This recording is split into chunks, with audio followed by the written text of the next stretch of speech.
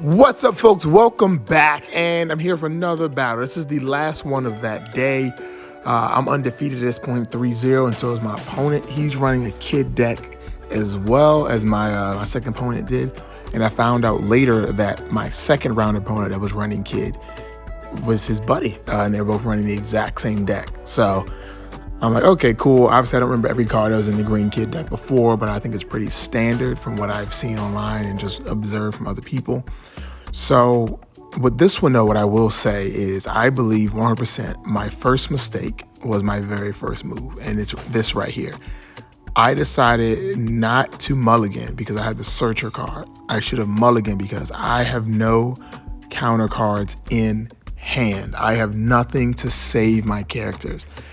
And since I ran like 15, maybe 16 2K counters and had none in hand to start with, no blockers, so I had no chopper, no counters, nothing.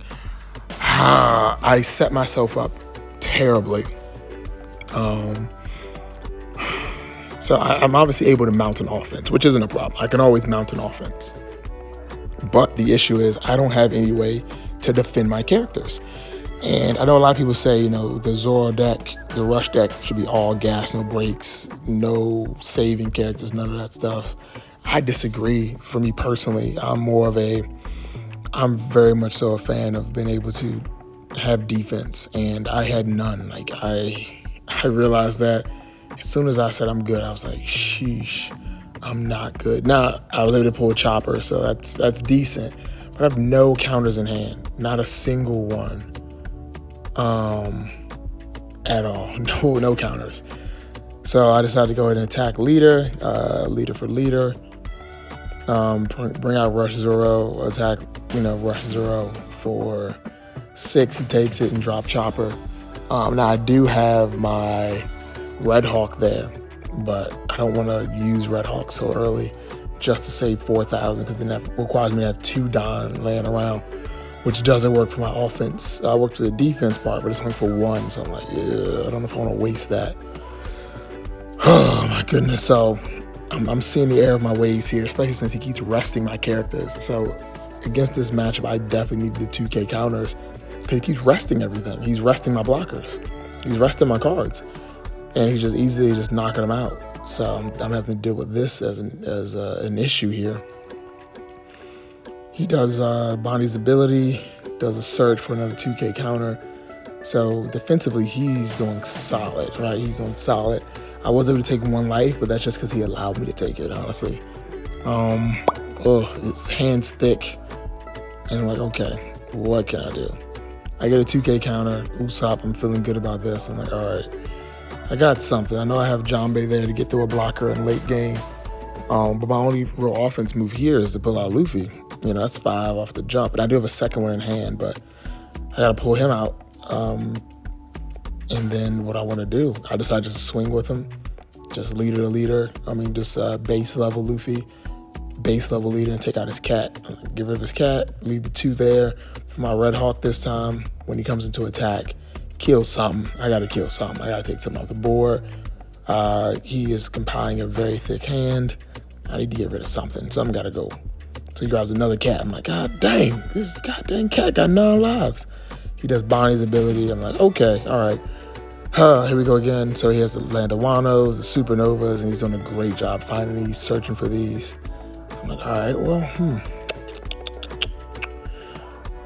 He gets ready to power up his kid, but he decides to let it pass. Now, I do know kid has the ability to attack twice. So to do with double attack from kid's kind of annoying, but I decided to use my Red Hawk while I got it to kill his cat. That knocks out his attacker there. And now Gabe drops out Zizu. Killer. All right. Okay, I still have Luffy, so that's good. I just pulled Big Shanks out, so I have Big Shanks. I'm like, do I want to use Big Shanks? Well, I got him. That'd be an easy hit to life, because I feel like I don't have that many options at the moment to really pass through. So I'm like, all right, I go ahead and use Shanks, bring him out, because I don't have any worry about him being able to attack it with anything besides like his leader, buffing up his leader. So he takes that, and then I attack with regular Luffy. He does a 2K counter there, And I drop through of leader to leader. He throws up another counter. So now he's down to 3, I'm down to 5. I'm like, okay, not a problem. I should be able to withstand a little bit more of an onslaught here. If he takes out Shanks, if he wants to take out Shanks, he has to devote a lot of his Dawn, his resources, just to knocking out Shanks. And honestly, I have no way of keeping Shanks alive because I don't have the 1 2K counter in Usopp. So if he decides to just really beef up his leader with all of his Dawn, Shanks is gone. Shanks is gone. And he definitely goes up to that. So he goes up with 7 Dawn, which I'm like, God dang it. I just had Usopp. If I had something else, I could have saved Shanks, but couldn't do it. He did a double attack, took out Luffy, and then came through and just attacked leader. So now I'm at 5. I'm like, okay, I have another Luffy. So I have 1,000,000 Luffys in my hand. 1 Usopp. And actually, looking at the math, I actually would have been able to save Shanks by using Otama and Usopp. 1 2 3 4 5 6 7 8 9 10 11 12. Yeah, no, I could have saved Shanks. So that was a mistake there I overlooked.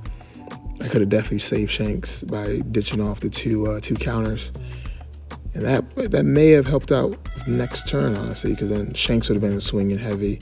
I would have still had 10 Dawn left. Wow, looking at this, I definitely misplayed on that one because his leaders only had 12,000. So he was banking on me not having the counters available because he wanted to use 3 to double up the attack. If I just would have, oh man, that sucks. Okay, well, it is what it is now. So he's coming through, he's clearing out my board, clearing out my Luffys. And I'm like, all right, well, yeah, Nami, see what I get from here. Nami, I think she pulled me, I think I got Jet Pistol off of Nami. Yeah, I yanked Jet Pistol. And I just use it immediately to get rid of his Azuzu.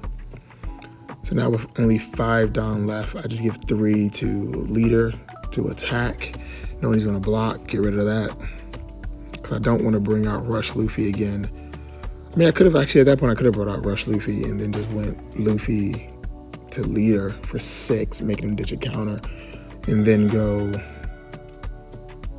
yeah, I definitely could have, and then he would have blocked, and I could have utilized Zoro to go in and take off the extra life. I'm not sure why I didn't do that. But at this point, I'm stocked up on my 2K counters at least.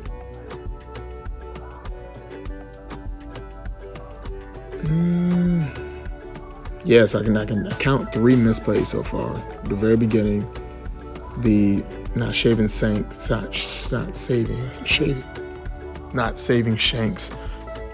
and then also not summoning Luffy. Do I have another Rush Luffy? No, I don't have another Rush Luffy in hand.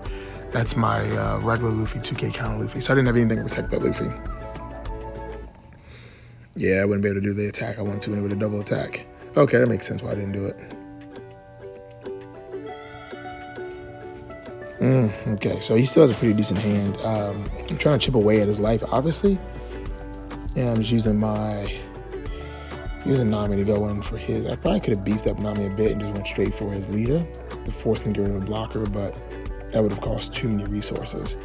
And I have only 9 Dawn to work with. So I'm like, what do I want to do?